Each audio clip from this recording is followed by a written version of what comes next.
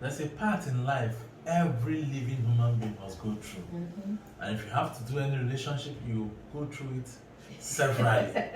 People dwell in that part persistently. Others just do temporarily, but everyone has to go through that part.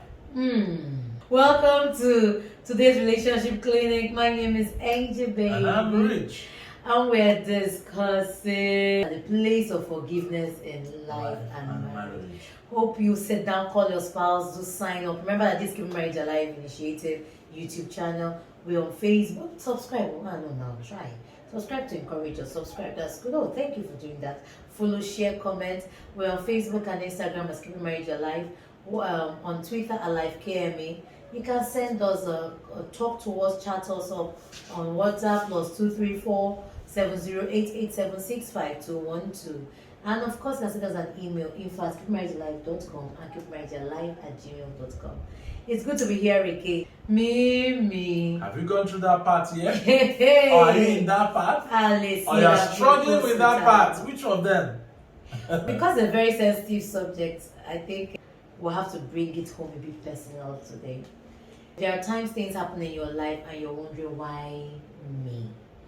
And that's one of the things that I and my husband have had issues where we had real issues in our marriage. And one that happened maybe 3 years recently, 2-3 years ago, I was quite upset. So they say to err is a human, to forgive is divine. And I remember, though we were talking about it, but I had a lot of pain in my heart. Every night I laid down praying about it, calling on to God. And to the time I felt that my heart was fair and relieved enough to walk with it. And what happens is that when you forgive, something happens in your relationship. Now, Mimi, what do you have to say before I want to bring something a bit different? Before you say you're not divine, everybody has divinity in them. And this what we're talking about will bring out the divinity in you. You must forgive. Now, forgiveness doesn't necessarily mean that the relationship must remain the same. Exactly. And I think that's where we miss it. But you can look at the person without bitterness, without anger, without hatred. And that is forgiveness. Yes. So some people say if you have forgiveness, return to the way we were. No. Some relationships might be so damaged and toxic that returning to it might be even more damaging. You depends on that's the truth. If you have a spouse that you forgive him but threatens to beat you, or not threatens, beats you, abuses you, then you have to not only forgive but give space and go through what we call counseling. The counseling, objective counseling, not emotional counseling. With professionals can also chat us up for that. And when you go through that, what happens is you begin to see life a bit different. And you now make proper decisions. Let's continue. Someone will say, why you forgive is something you should be laughing about. I can tell you, if you are listening, that forgiveness is one of the hardest things you can do. Because some people intentionally seem to have a knack of hurting you all the time. But we are saying that though you have that knack, someone has that knack, your choice is to forgive in and out of season.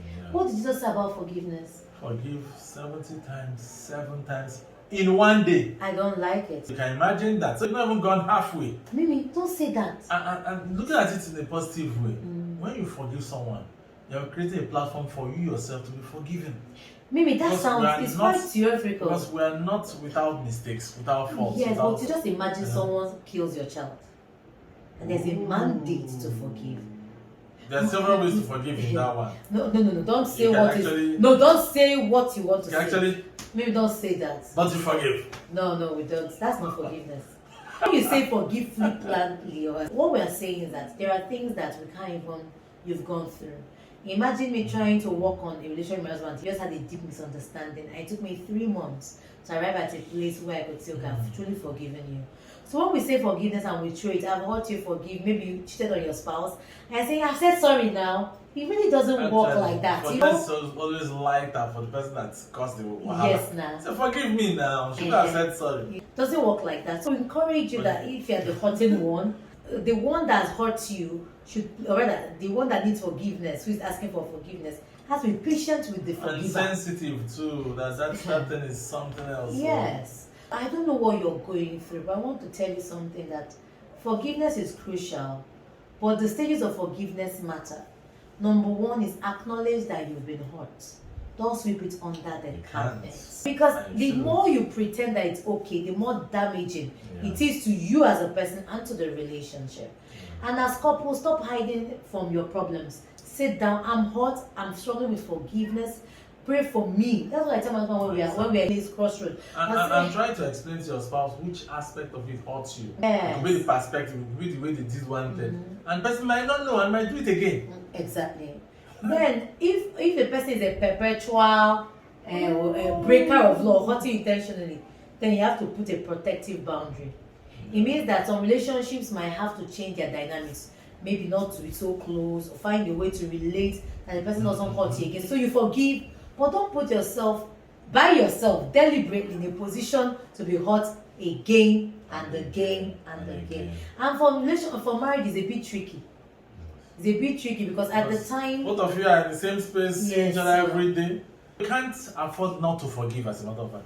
Because every time you see the person, your anger is welling up, depending on what the person did anyway.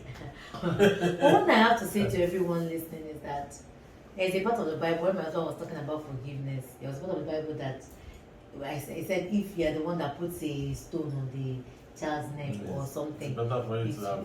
There's some punishment, of course. Yes. What I want to say to us is that the one that is causing the hurt, don't bank on forgiveness all the time. Don't be the reason why someone is hurting. Thou shalt know more that it's also being hurt deliberately by someone, part of that conversation. Can we go back this weekend and have a conversation on how we feel and address the situations one after another? We really appreciate you. Maybe any other word last words for those that are hurt. Go ahead and drop the matter at the feet of Jesus. Yes, He's indeed the only one that can do it. Go pray, acknowledge it as we said earlier, pray about it, discuss it, forgive, and set boundaries so that these things will not reoccur as often as they have been. Because there's no guarantee that they will not reoccur. Yes. Thank you so much for watching today's Forgiven, the part of forgiveness in life and marriage. Thank you. Bye.